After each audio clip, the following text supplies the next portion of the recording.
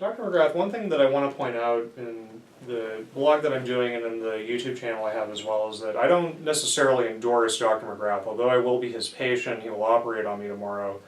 I don't necessarily endorse him. I don't necessarily endorse the doctor who did my first two procedures. What I'm trying to do is I'm trying to work with a network of surgeons who do great work, who do stand by patients, and are looking to give their patients natural results, and they're not going to stiff arm them or charge an arm and a leg to do shoddy work. So can you tell me a little bit about the network of surgeons that you work with and that you also recommend people to all the time? Sure, sure.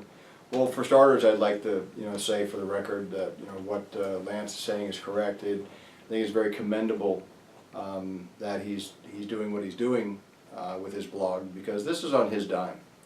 And as he said, he's not here for the sake of trying to necessarily promote me or promote the first surgeon that did his work, but rather gather good information that can be disseminated to a large populace of individuals so that they can be aided in making a good decision for themselves wherever they may live. And so again, I think that's just very commendable, and there's some other guys that do the same thing, and I've worked with some people that I think are able to get good information to patients, and it's very commendable.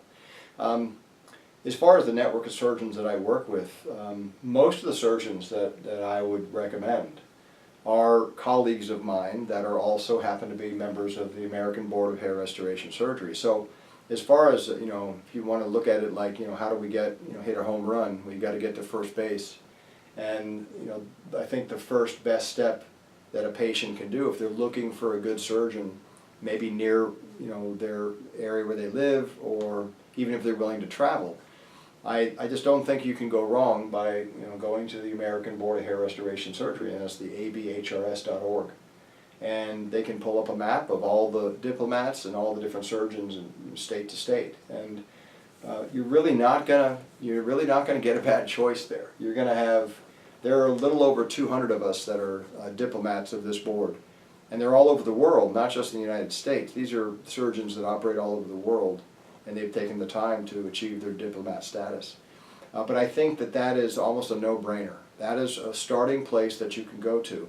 And the abhrs.org has an excellent website that's very informative, that will help patients to answer questions and to make good choices and good decisions about who's a good surgeon for you.